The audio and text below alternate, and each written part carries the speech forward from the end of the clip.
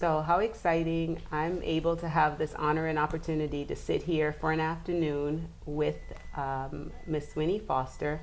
My name is Carla Bristol, and so honored that I was asked to do this today. But can you introduce yourself, Miss Winnie, or Mama, or any of the above that I call you? This, I will say that Miss Carla Bristol is one of the wonderful young women that I consider to be my daughter by another mother. And there are so many wonderful young women now, and what they're doing. Am I introducing myself? um, well, I have. You'll learn more as Carla has some questions for me, which I have read, and that's a blessing because I'm 91, and I live alone in an old house that has not been beautifully reconstructed like this since 1970, when my husband and I, that's on the questions, moved here from Providence, Rhode Island.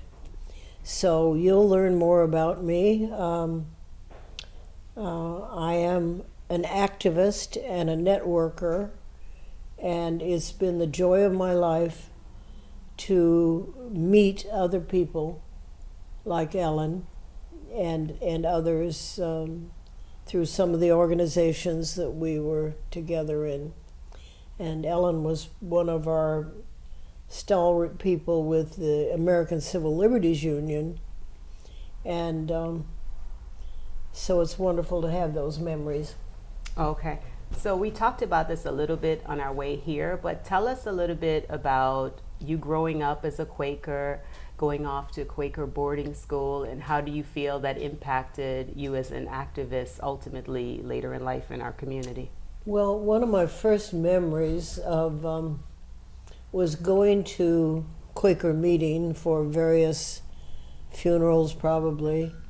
Back in Indiana, my family grew up on a farm near Indianapolis, and we, all our family around us were farmers or educators, and so when we got home from this event, I think I was 8 or 9, and my mother was busy setting the table, and I said, "Mother, am I a Quaker?" And she said, busy, "Oh yes, these a birthright Quaker." Well, how did you all know what I was going to believe? And so I said, I better just keep an eye on these people and see if they're living up to what they profess. And so I have carried that lesson, and I have to say that they did not always live up to it, to the letter of the founders. And I think the Quaker history is one that needs to be taught more in history classes in the schools. I just ran across a internet piece that said Black History and Quakers, and it tells the story of what has happened in the years since Quakers were first advocates for slaves and for women's suffrage and for Native Americans, and how easy it is for anybody in our society to get comfortable with their beliefs, and kind of maybe, and this goes for the ACLU too, and other organizations, that we need to constantly be examining and talking to others and seeing where we're headed for the future. So that's one of the things I try to teach as I work through the Sojourner Truth Center, which is my 501c3 organization. And I'll tell you the story in a little bit about how I came to use that name. Okay. So who or how did the decision Yeah, how did I happen for start? you to go to boarding school? Well, with the my Quakers? parents and grandparents had gone to this same Quaker boarding school in Ohio, and my sisters had gone there. Who was to become my mother-in-law had gone there, and that's where I met my husband, at that Quaker boarding school, and it was a wonderful. We studied Quaker history, but we also, it was on a farm, and that was part of my enjoyment there, because we grew food. We students helped grow the food and took care of the animals, and so that came into the strain of.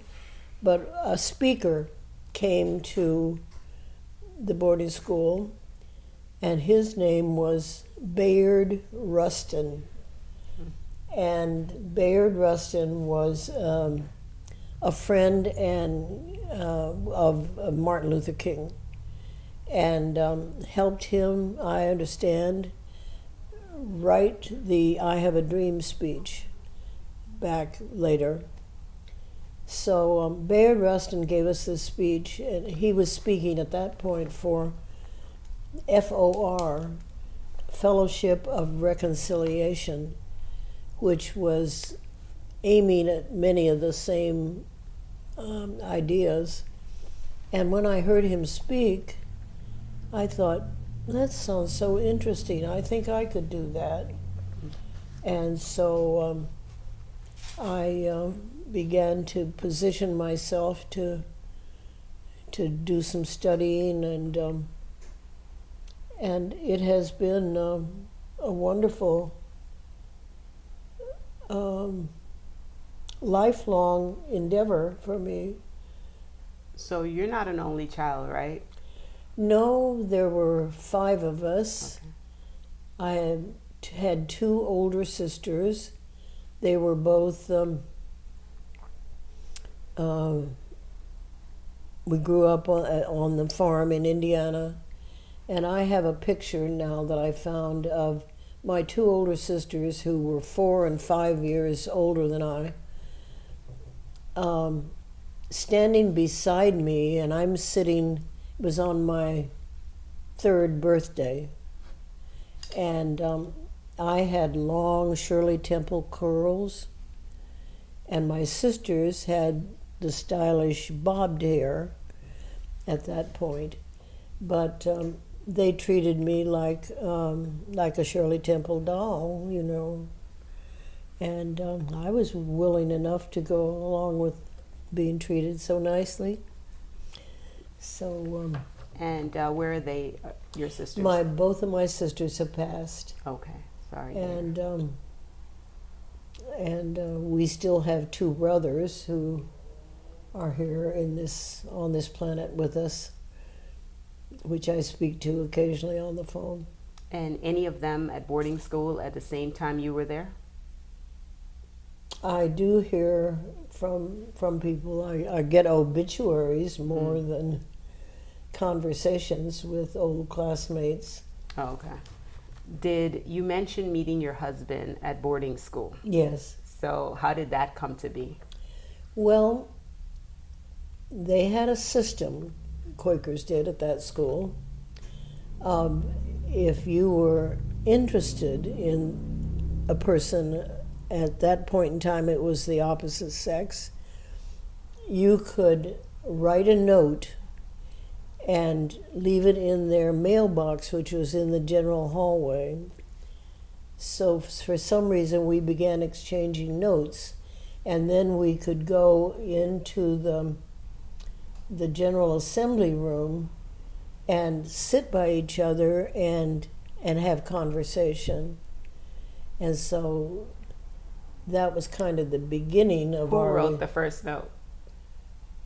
Oh, I'm sure he did. Naturally. So, as far as that period, that time, how long of a courtship did you have? Well, quite a few years, because he graduated before I did, and then he went to Brown University in Providence, Rhode Island, for a year, and then what was it that happened after that? I don't follow a clear path here, Right. I guess. So that would have been around the time of World War II, right? So was he well- enlisted? Well, a little later, Okay. I don't know when the start of World War II was, when we became aware of it. Of course, Quakers were opposed to war in all circumstances. And so my husband's mother had come to be a speaker at our boarding school when we were still there. And she had had an interesting history. She grew up in a farm family in Ohio, and she was very bright, and she, oh dear, pause. So she went to one of the well-known women's colleges. I can't say the name of which one it was, but it was very respected women's college. And she graduated from that and expected to go and be a teacher. And she was marrying my father-in-law, who was also a student. They had met at the same Quaker boarding school. And that's why I began to call it, some years later, the Quaker Matrimonial Bureau. And but when she found that she got married, and she went to apply for a teaching job in Rhode Island, and they haughtily said to her, "We don't hire married women." And so she changed her plan and became a lobbyist in the state legislature for the Rhode Island League of Women Voters, and had a very distinguished career doing that. And at what point did you move to St. Petersburg, Florida? What? When did you move to St. Petersburg, Florida? And we moved here in '69. My husband was tapped for a job. He worked for a watch band manufacturing company in Providence, and they bought out a bankrupt watch band manufacturer in St. Petersburg. Okay. At that point, did you have any children when you moved here? Boy, oh boy, when did they appear? Our daughter is 70 now, so you figure, you do the math. You do the math. So, and how many children do you have? We have 3. Our daughter, the oldest, who does paying all of my bills. She does all my financial transactions for me by remote. She lives in North Florida, up beyond Gainesville. And then we have a son, Jeffrey, named, by the way, after Geoffrey Chaucer, because I was reading Chaucer at the time. And he is an attorney, and he is the senior public defender in Polk County, Florida. He babysits the baby attorneys and green attorneys, and helps them with their strategy and goes into court with them. And he is married and has a wonderful wife who he met through the public defenders. No children, but they have dogs. And the youngest? And our baby boy, I call him, is Peter, and he, I was telling Carl a part of the story about our son Peter, who had not a good start in school, but has ended up as a very successful contractor. He has his company that's called SteelCon Incorporated, and he goes all over the region, gets big contracts from most of the major developers, and keeps busy, so busy that he doesn't have much time for his mother. The guilty. So you said when you, at least you've shared with me, when you first moved here, 2 of your children were in college, and then you basically had Jeff, who was 14. No, Peter, who was Peter, who was right. 14. And then what was your first impressions of St. Petersburg? Oh my goodness, when my husband told me we were going to move to St. Pete, and I was already involved in community work in Rhode Island against the Vietnam War and civil rights, and I cried. I said, I don't want to go to Florida, it's going to be racist. And sure enough, I discovered very soon it certainly was. And so that has impelled a lot of the work that I've tried to do through the years, is to see what we can do about attacking racism, changing people's minds.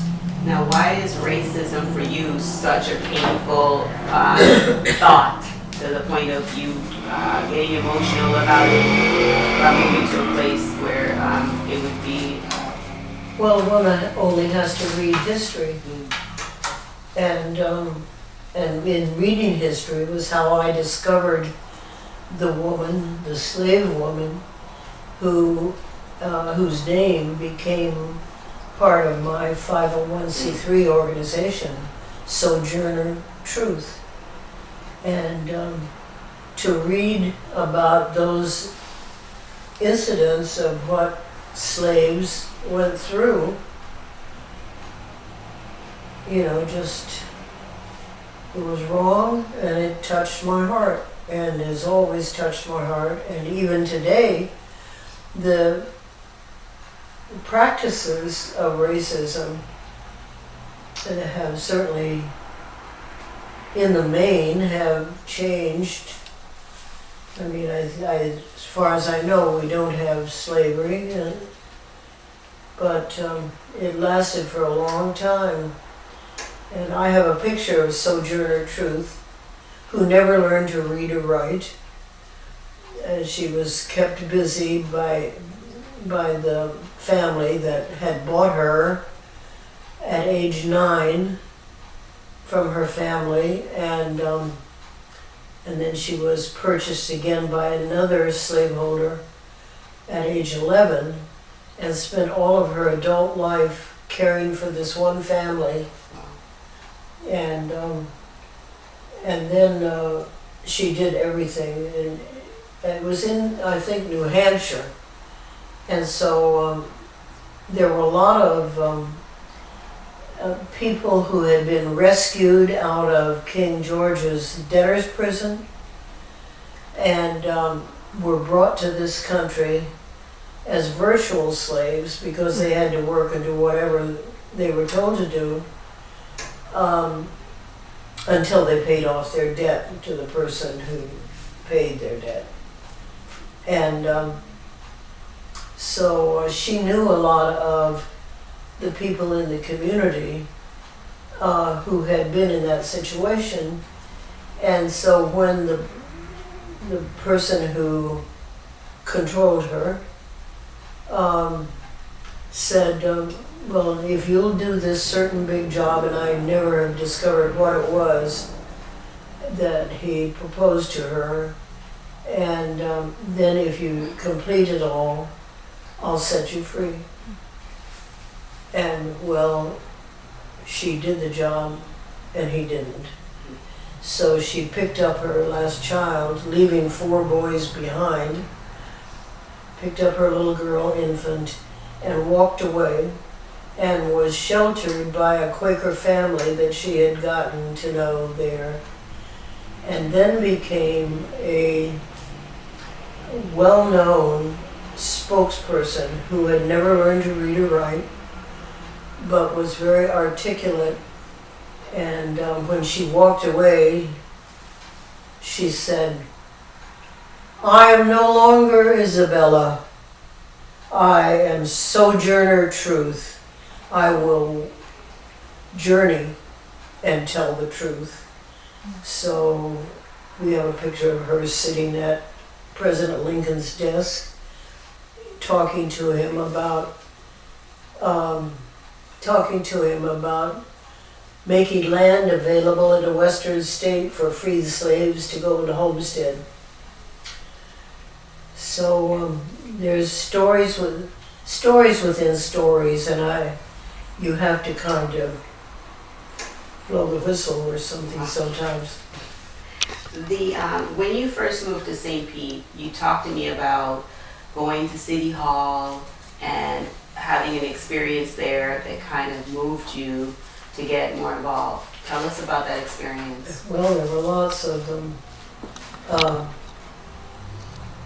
Going back to the early days, of course, we kept going through different mayors, and one of the first that I had to deal with was what's his first name? Foster. And before he became mayor, he was on the council, and we would joke with each other about, I would go and sit in council meetings and take notes, and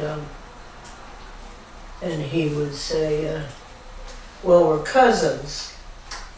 But once he became, I'd say no, but he, after he became mayor, he was not so friendly. You said, I remember you talking about going into City Hall, and it was something either dealing with women's rights or rights for African Americans. And it was, they hadn't changed it in the books, in the laws, even though it had changed. Yeah, what was that? Probably, it might have been at the time we were founding the National Organization for Women chapter in St. Petersburg. And I can't remember specifically. That's all right. But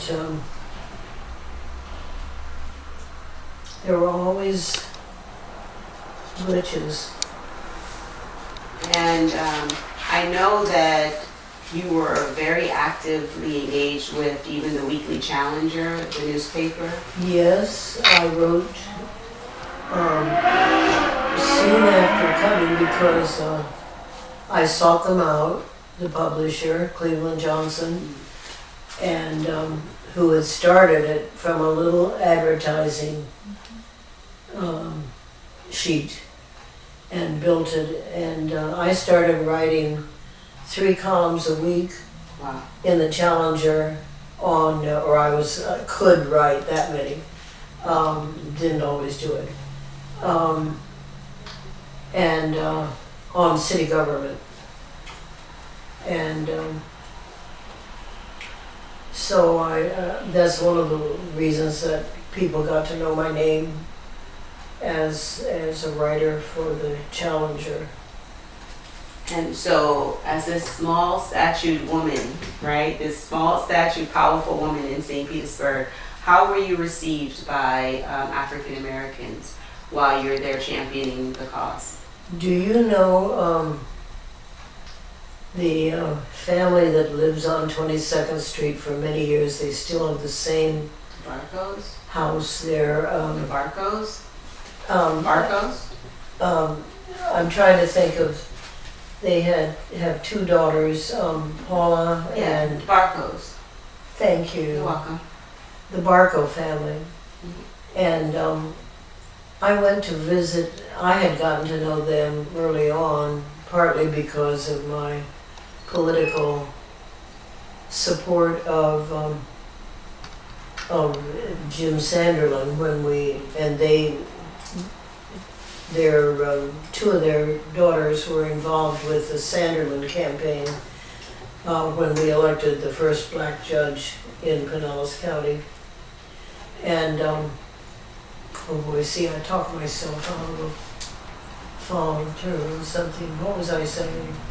You were talking about the Barco family. The Barco family. And I went to see Paul Barco on his deathbed. And I sat there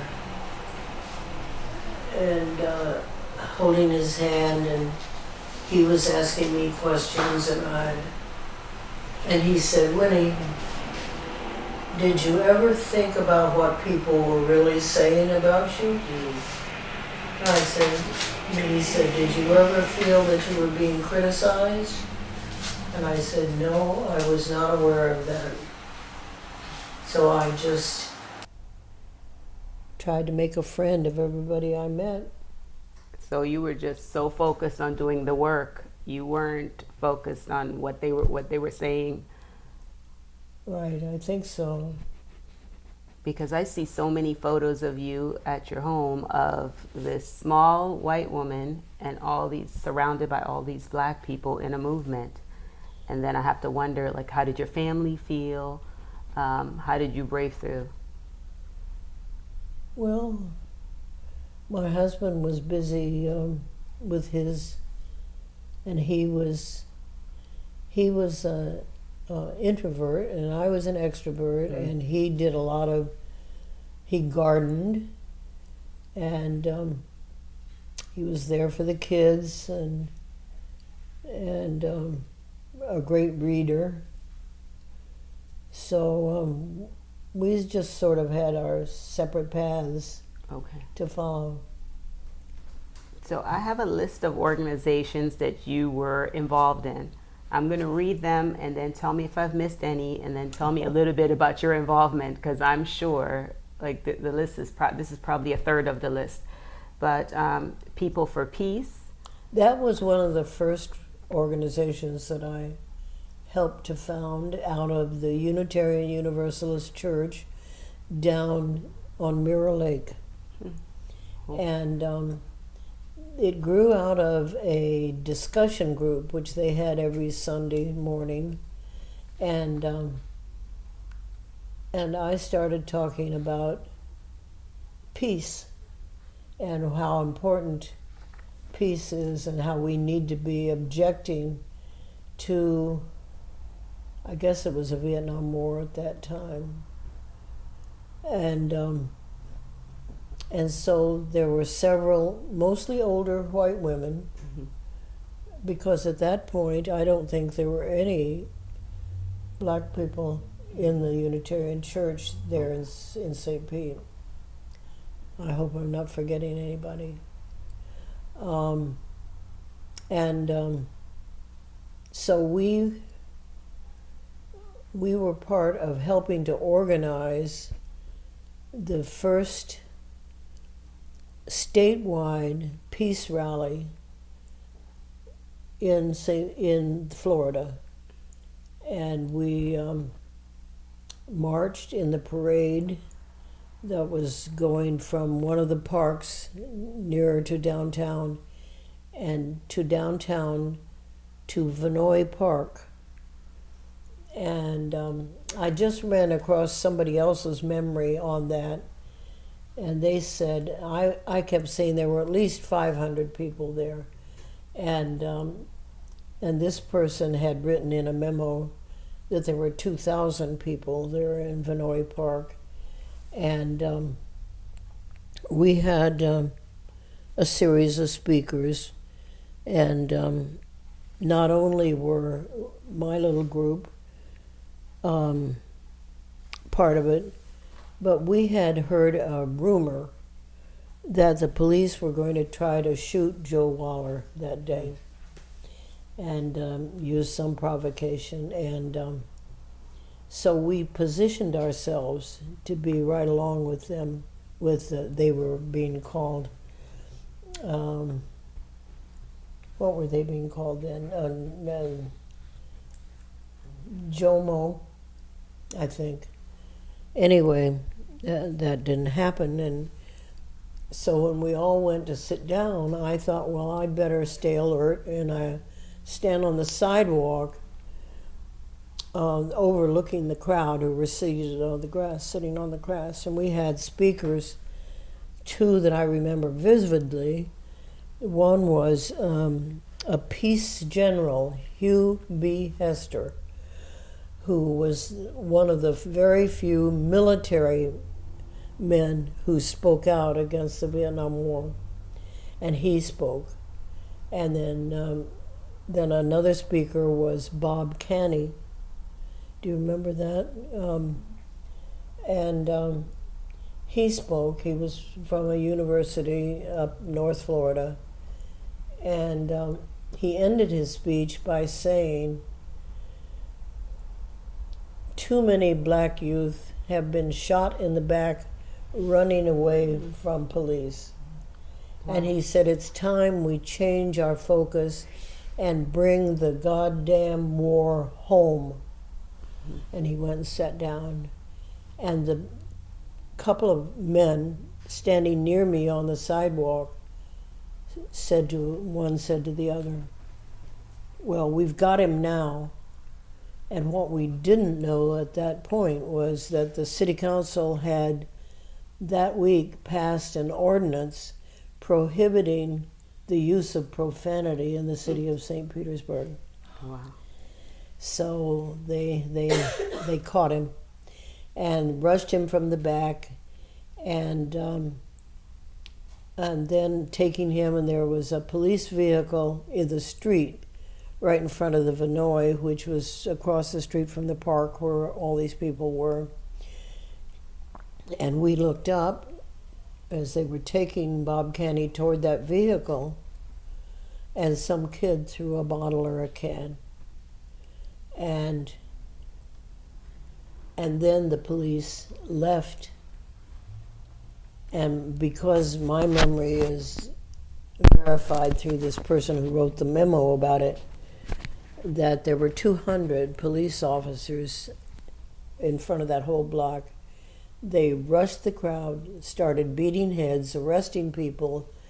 I saw one officer take a student, a male student with long hair, and push him down in his face in this pile of dirt.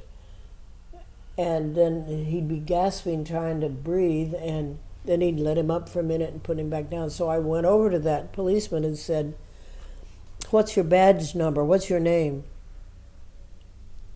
And they didn't have any, none of them had any badges or identification on. So it was quite an experience. And then we had a court case that came out of. I could go on, but I don't think I should. There's a whole story that follows that about. And that was all part of your involvement with People for Peace? Yeah, well, I didn't always. It kind of went its own way for a while, and I went on to other things. All right. And what about Vietnam?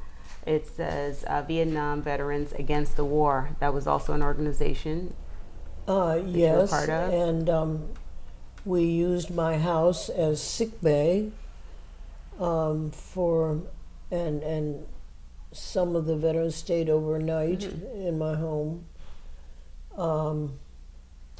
And just general support for them in the community, speaking out in support of the veterans and what they were going through. And earlier you mentioned about starting now, the national organization for women that you were part of, starting the chapter here. Yes, that was such a wonderful experience.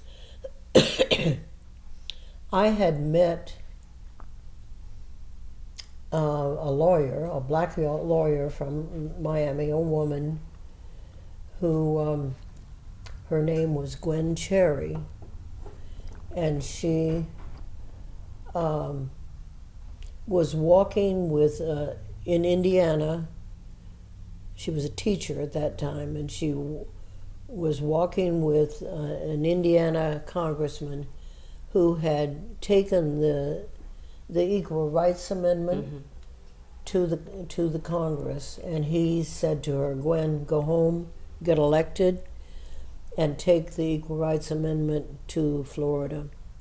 So she did just that, and she was the first black woman to serve in the Florida legislature. And I became her aide, and I lived with her in her apartment in Tallahassee while she was there. And so that's how we got started.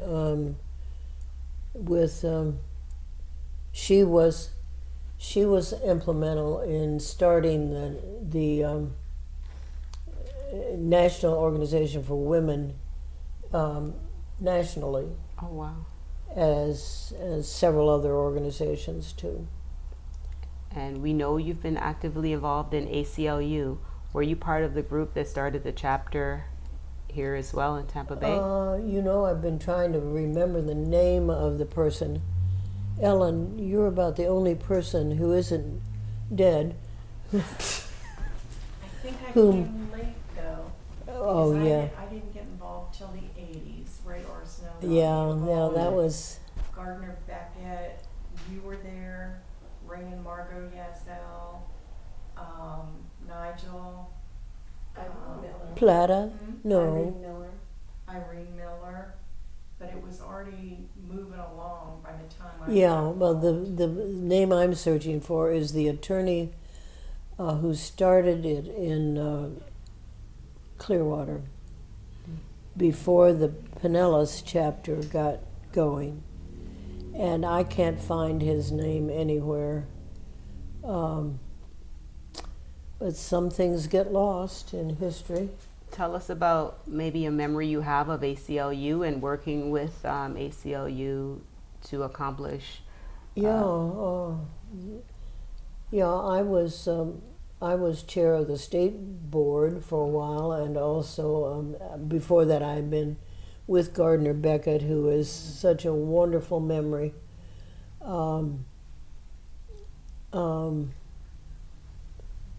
Working with him, and he figures into the story about the Vinoy peace rally, because before we had that rally, I interrupted an ACLU meeting to say, we're having this big statewide rally, and they're being hassled all over the country by police and others. And if we get into trouble, will you help us? And I can remember the courtly bow that he gave to hand me his card. Just call us.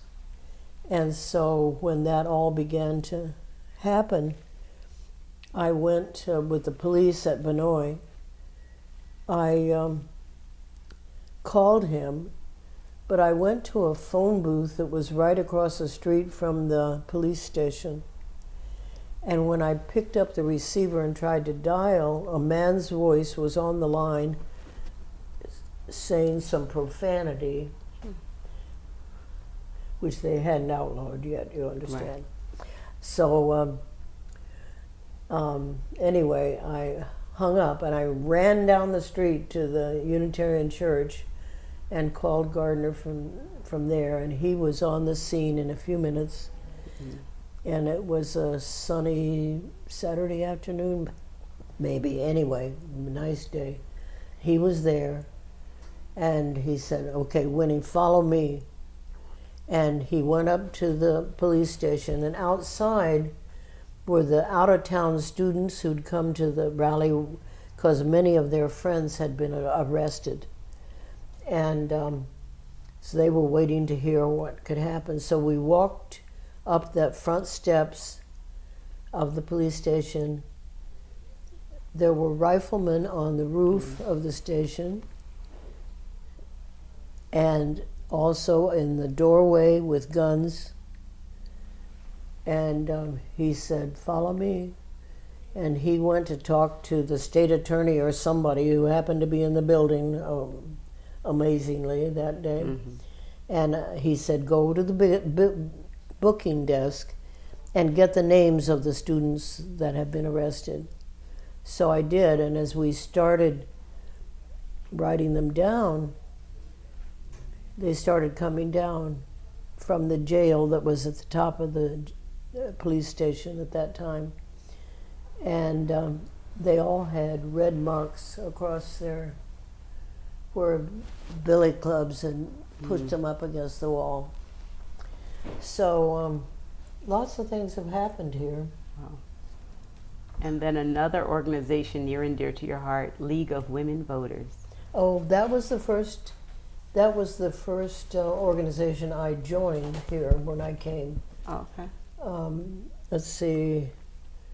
The woman who was became a state senator later, Jeannie Malkin, and she was the speaker at the first meeting I went to. But I was also, and she was so good. Later on, I became her campaign manager when she ran for the Senate. The League of Women Voters, of course, had been important in my mother-in-law's work. She worked for the League in Rhode Island, so I joined it here, and it's been a pretty good organization. There was a period of time when I said, "I think the League of Women Voters has gone to sleep," because they weren't doing anything. What period was that, roughly? It's hard to say. It's been quite a few years back. And then, of course, we got our wonderful, some new young women in the League. And Julie Kessel is, I think she is still president of the League. And she's I sing her praises. She's very awake. Woman. Which leads us to the Democratic Party and your active Oh involvement. my goodness. Democratic Party. Well, my husband and I were told, "Don't even bother. You can't join the Democratic Party. You're too radical." And then by this time, I think Jeannie Malkin was in the party, and she and somebody else came to us and said, "We need you in the party." So we joined, signed up, and got in. And then I played different roles in the party, off and on. So, as involved as you were in Pinellas County, did you get many offers to run for office, and how did you deal with that? No, I volunteered myself. When I was working with a young woman who had been a member of the League of Women Voters, and she had said, she worked for the county commission, and she said she knew where there were a lot of buried bones in the county, and she would run for office and reveal them. So the morning that we were to file, she was going to file, she called me and said, "I can't do it." And I said, "Al Foster, do we have any money?" And he said, "Well, you've got your IRA." And it was enough to pay the filing fee. And I went down and parked and it was almost noontime, which was the end of the filing. Oh, okay. And I parked the car in the street right in front and rushed in and said, "I'm here to file." And who was the clerk at that point? Said, "Oh, you're too late." And there was St. Petersburg Times reporter standing right there waiting to see who was going to file at the last minute. And he said, I testify she was here at 12. And so they let me file. And I ran for the county commission Oh, wow. and lost. To who? But I got the most wonderful editorial in the St. Pete Times that I'm still very proud of, because it stressed the fact that I was the only one of any candidates who were bringing up solar power as an alternative. And we still haven't achieved that in a big way. All right. This is one I wasn't familiar with, but your involvement with the Central Plaza redevelopment campaign. Oh, yeah. At some point in those years, I became the agent for the Central Plaza Merchants Association. And because of that, it was when I was writing articles for the Challenger also, and Central Plaza stores were there. I don't know if any of you know, the Salt's Shoes used to be there, and I don't know what else was going out, but it was struggling. And so we did a campaign, and I designed a logo, which I can still see in my mind. It was a heart, and it said Central Plaza, the heart of St. Petersburg, because we could prove by statistics about the traffic flows that it was the highest traffic flow intersections, First Avenue South, First Avenue North. So we put that into the ad and used it for several years. And what happened to that campaign and that organization? Well, I think I went on to something else. I can't remember. I always jumped around a lot. What about earlier we talked about Quakers and their involvement. What about as it relates to the civil rights movement? You mentioned Joe Waller, and I'm somewhat familiar with that story, but can you talk about the tie to the two in St. Petersburg? The what? The tie, the connection to civil rights and what happened with Joe Waller in St. Petersburg. Oh, yeah. Well, when he was Joe Waller, he and I used to stand together on street corners handing out peace literature. Wow.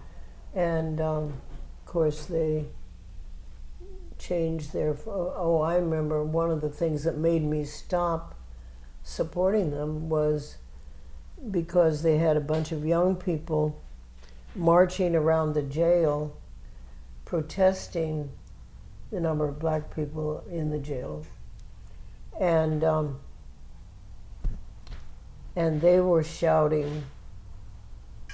I went to support them in it, but they were shouting, "Pick up the gun, pick up the gun." And I said, "Nope, not for me." And what organization was he a part of at that time? Was he? What organization? I think when did they become JOMO? Junta of Militant Organizations. Somewhere in there. Okay, and I know that he was known and best remembered for tearing down the racist mural in City Hall. Yes, he And was. I think that might have been around 1968 or somewhere there, in 66 Yeah. even maybe, Yeah. No, before you got here. I was there and went to protest their arrest of him for tearing Okay. down the mural, because I thought it was a mural that deserved to come down.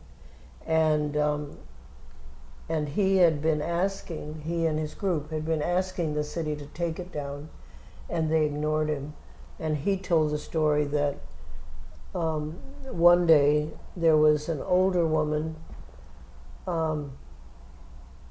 who was with them protesting the mural, and they mocked her or something, and that's what impelled him, he said, to rush in and just take it down and walk through the streets with it and wave it. And then, of course, the city accused him of mutilating this mural, destroying city property.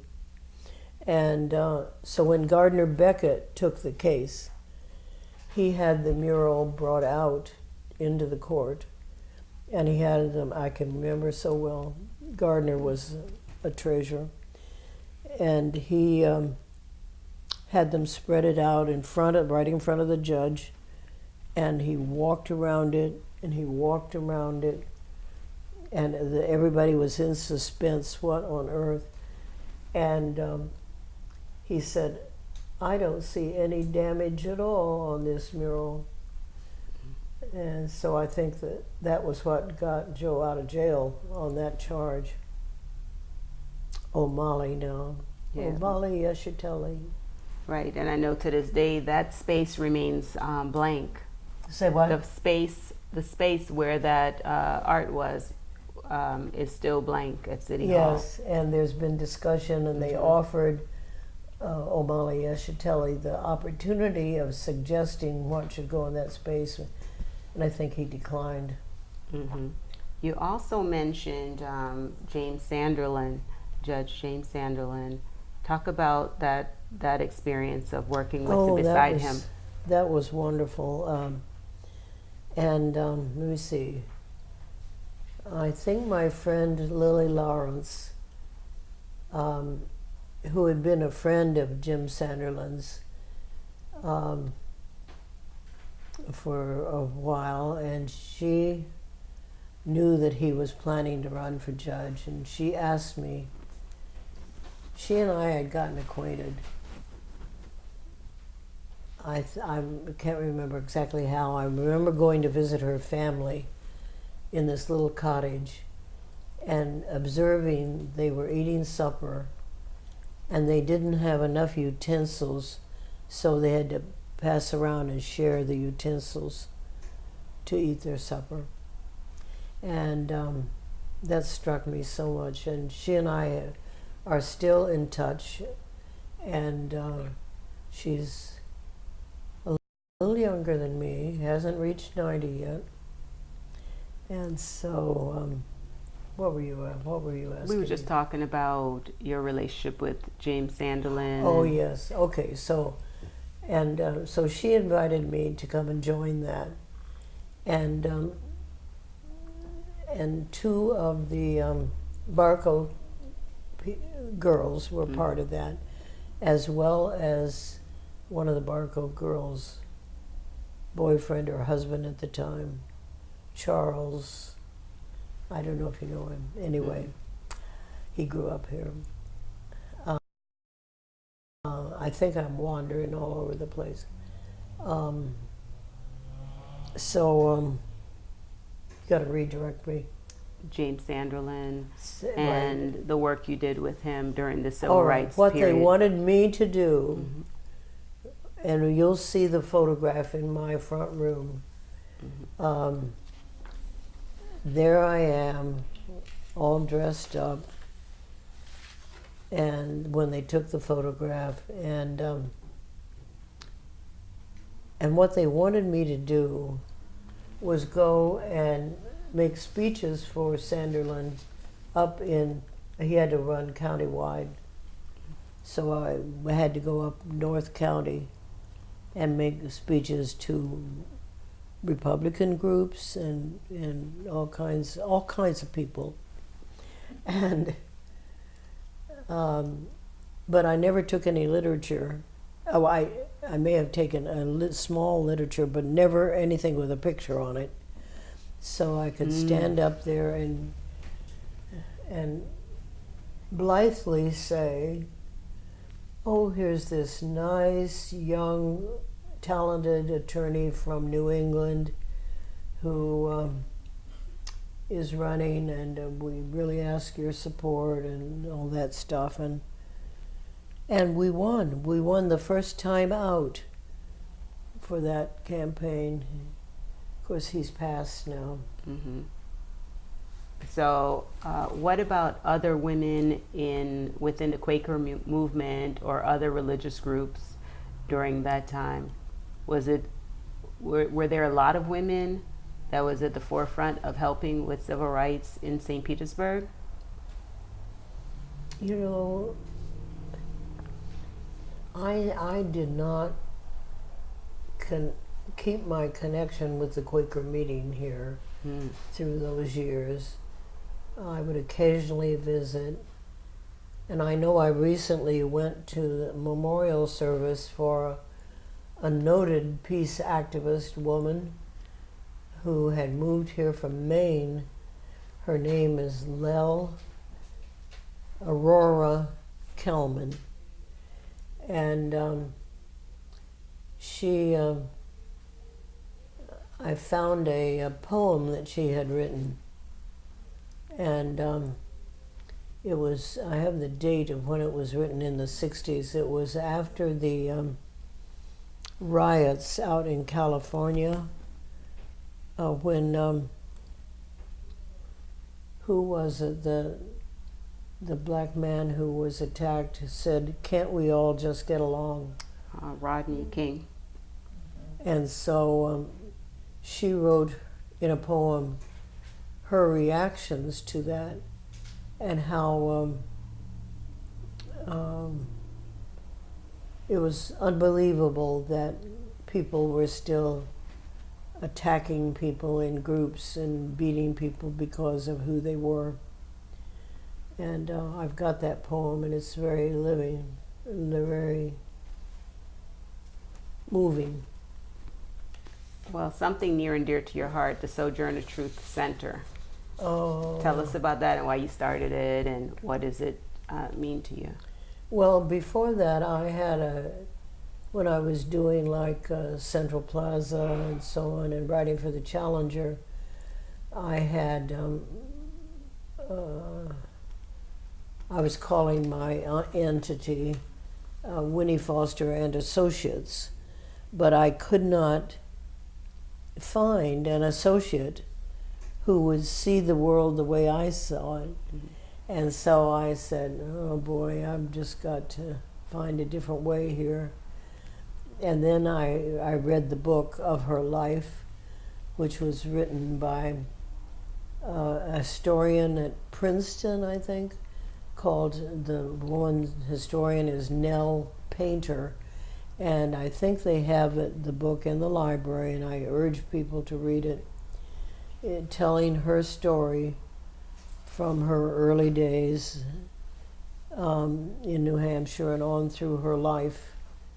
And I said, I started asking people, particularly young people,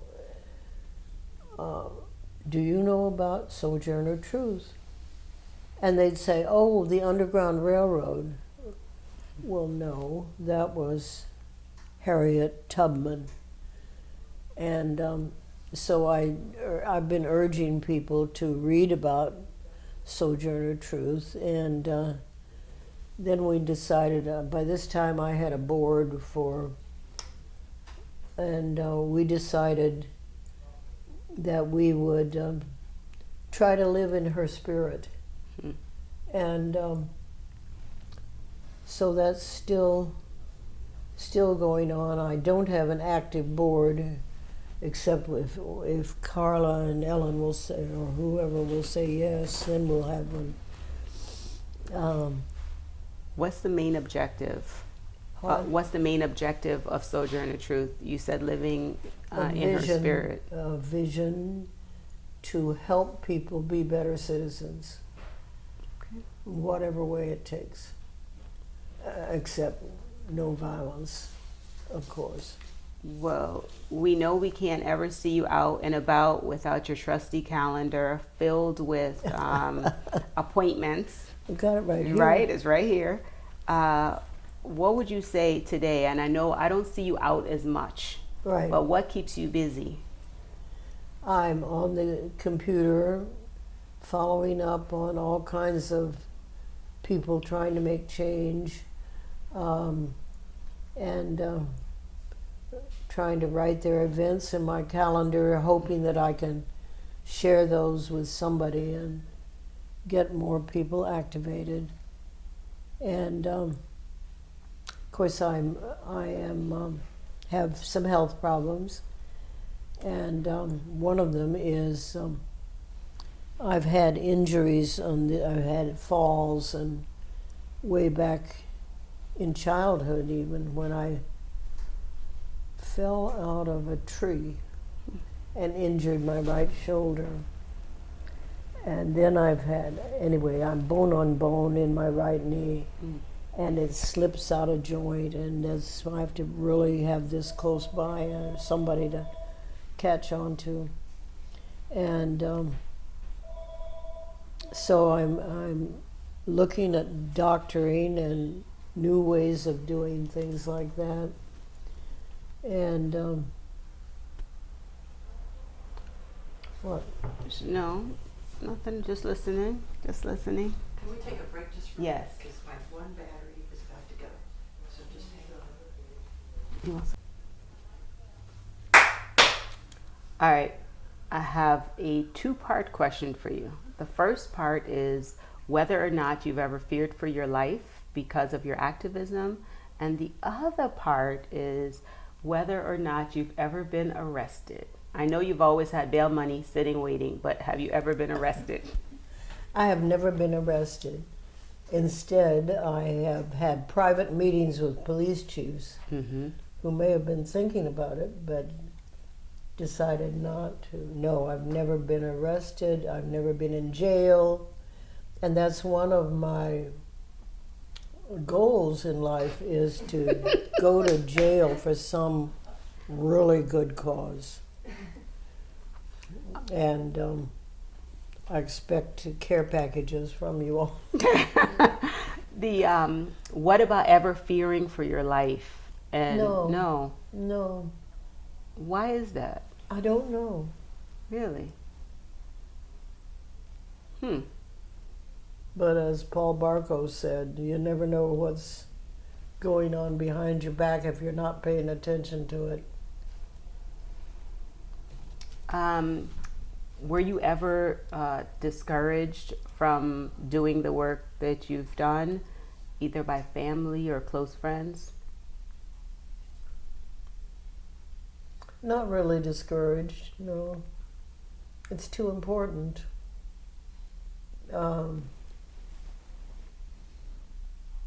Sometimes when my kids got in trouble, but even then, no. What I know, I've asked you this question before personally, which was the relationship we have. It always made me curious if your kids ever had resentment for just all the involvement that you've had in the community. Like if they've ever felt a level of resentment, like all your activism work has taken mom away from us. They haven't expressed it. Okay.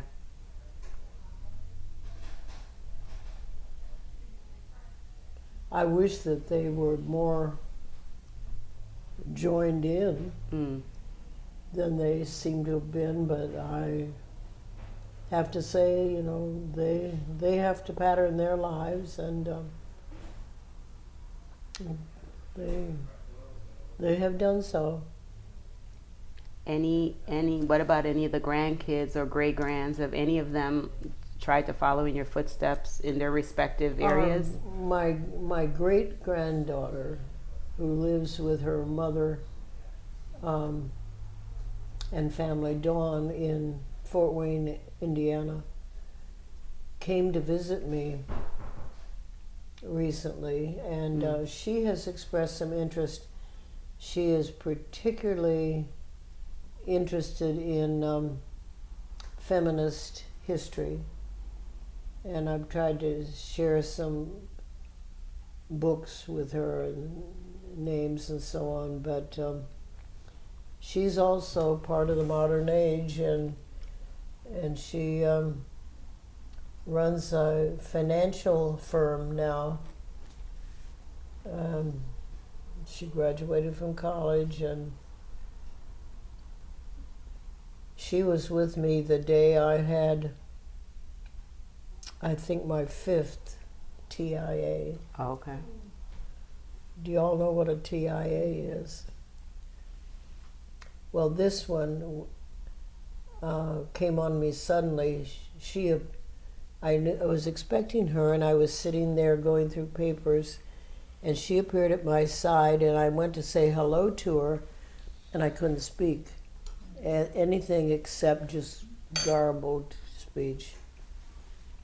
That was so frustrating, but she rose to the occasion, and she got me packed into the car.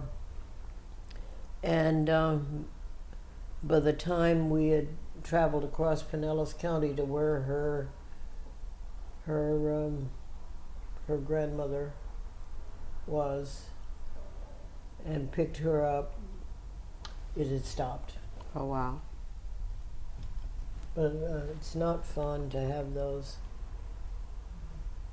I know I've covered a lot about your work with civil rights and activism, but you've also been a huge activist for solar, for different green initiatives, gardening, growing. Growing local food is one Right. of the two things that I think we can do to help solve our planet problems.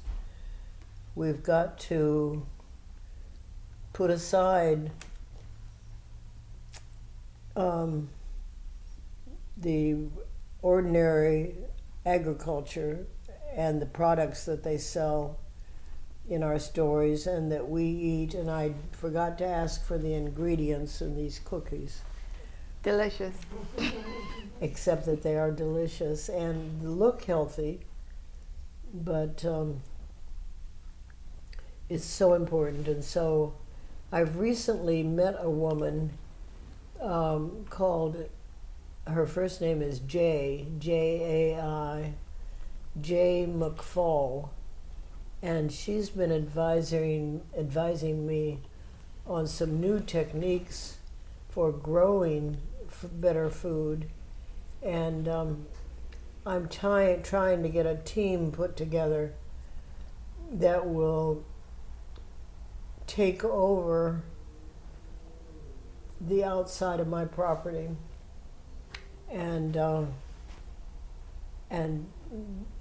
do something with the dead and dying six raised beds that I have. And my goal is, hope I can accomplish creating a food forest on my property. I have an extra half lot that could be utilized, and Carla and some of her comrades with the Democratic Black Caucus came and planted my beds. What was that? Not in January of 2018. Okay. Last January. And the other thing that I have collected is Matt Bird's Mm-hmm. trailer full of dead wood. Mm-hmm. And I've been trying to get my son Pete to bring his backhoe, and I'm trying to find other people who have a backhoe where they can dig a trench and pour all this old wood that's just decaying there, and the gases from it are going up into the sky as they decay. If you bury them in the ground, the carbon stays in the ground. And this is what regenerative agriculture is about, is keeping carbon in the ground. And so that's ever onward. So you said two things that we need, the world needs. You said one is growing our local food. What's the other? Um, the not only growing the food, let's see, but the adoption of practices that cut down on whatever is toxic and releasing into the atmosphere and into our bodies and therefore into the atmosphere. So this is the biggie. We know you talked about Sojourner Truth as being one of your influencers. Who are some of the others? Well, Carla Bristol. Really? Yeah. Wow. You know, you showed me how to use, when we were neighbors up on 22nd Street, and you would always be reaching out to people and using your energy. And of course, now that you have become the official new hugger of the world, you could always draw people in with your personality and with your hugs. Thank you. Others before Carla Bristol, there was.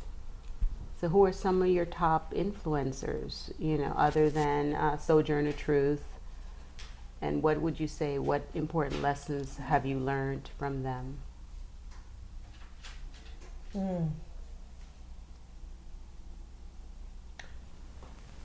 Well,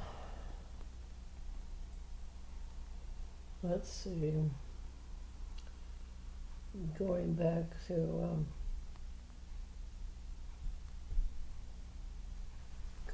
through history, other people.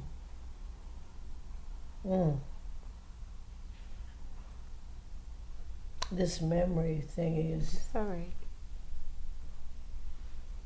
you know, it may come to me after That's a bit, fair. but right now, I know what it made me think of, though, when you talked about me. It made me think of you and how I think you're one of the best that I've ever seen networkers. And you probably can give all-day lessons on how to be an effective. I've never seen anyone work a room the way you work a room. So, well, I you do- have to. The secret is saying hello, talking to that person. You saw what I did with the young man we met out here. Touched him, asked his name, what do you do? And that gives me a little inventory of that person. Not that I can always remember, but I try to write notes when I can. And those notes help now that I have less memory. But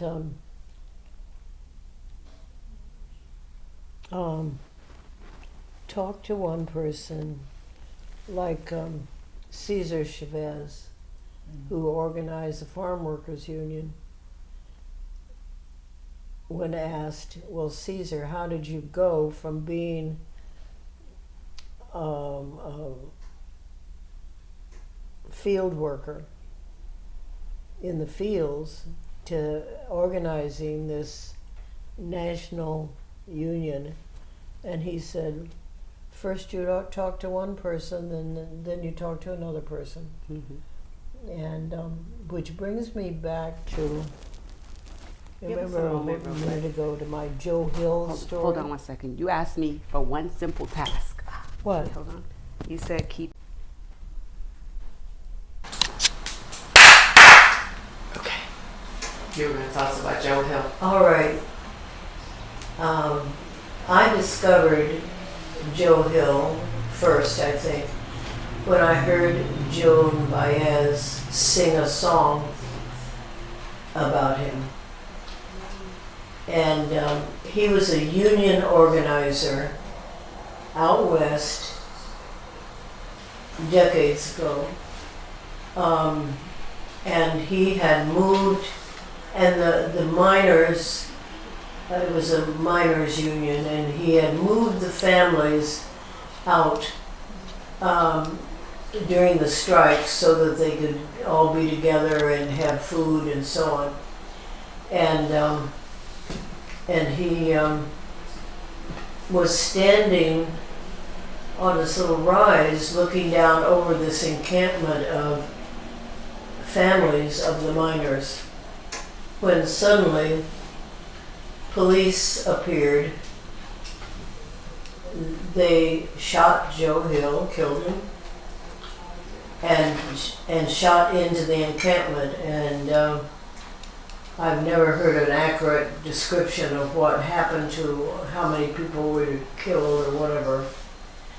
But when I heard Joan Baez sing this song, I'm going to try to sing it for you a little bit, a taste. I dreamed I saw Joe Hill last night, but Joe, I dreamed I saw Joe Hill last night, as live as he could be.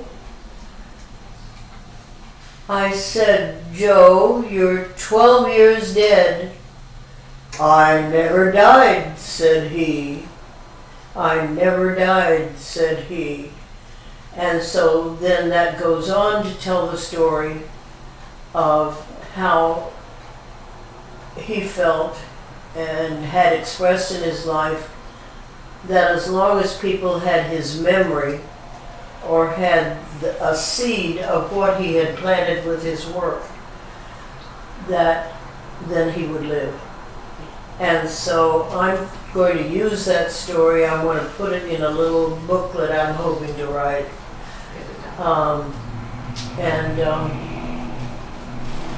Maybe we can get Joan Baez to, is she still alive? Yeah, to sing it for us. But,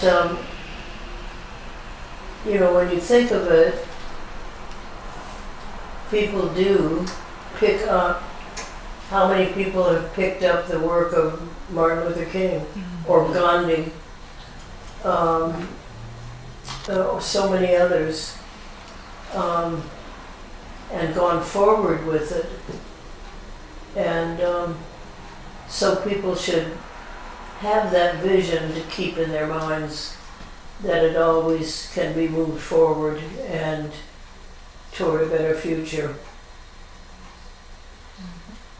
Well, you've taken on a lot more than most. But when you look at the current day struggle, right, 2019, everything that we're facing, what would you say are some of the biggest threats to to our community and our nation today, present day? The Pentagon of the United States and the bases that they have with congressional agreement and established all over the world so that we have become a dominant empire and are killing people, like with cooperation with Saudis. We help the Saudis kill Yemenis as we help them refuel their planes. And so the Pentagon, and of course that man whose name should not be mentioned in polite company, who calls himself the president of our country. Oh, yes, Ellen. But to try to encourage and then at the same time that is happening and so many lies and distortions are being floated toward us through our media and our televisions and our internet, is at the same time there are many newly active young people, young women in particular, who are running for office, getting elected in unprecedented numbers. And so that gives me a lot of hope that young people are seeing what's needed and moving toward it. So looking forward, any hopes for the future and for our children in particular in our nation? Hopes for our future and for children in our nation in Right. the future. Right. Looking forward, looking ahead. Right, and so let's encourage anybody who's working on, sees that clearly as a need, and it's not just the young people in our nation, it's all over the world. All over the world. Any regrets? What? Any regrets?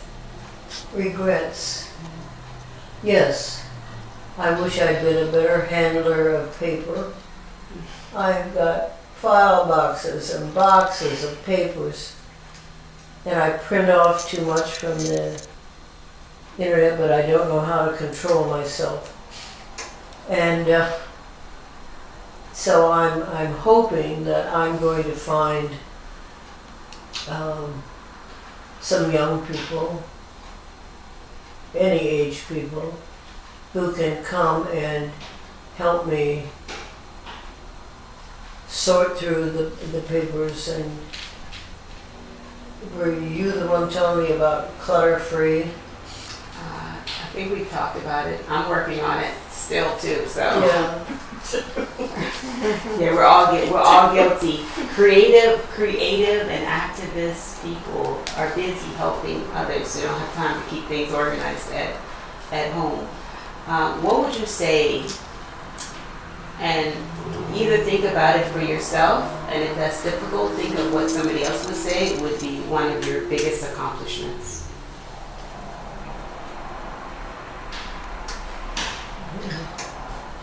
Staying motivated, and now the accomplishment is staying alive, and trying to make new friends every day.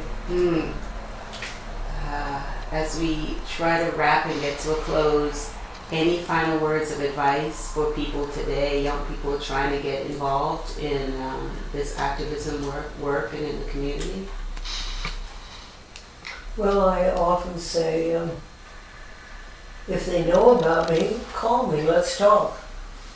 I can still hear better on the telephone. I have one of those phones that was given to me by the federal government for people who are hard of hearing from the Department of Aging. And it has a CapTel. Are you familiar with those? And I'm sure you have the same experience that I have. This really bizarre interpretations of the speech that come up on it, and so it helps a little bit, but still to be improved. So any parting words? Any words as we part ways today? Well, it was always the traditional one. It was nice to see you. Goodbye.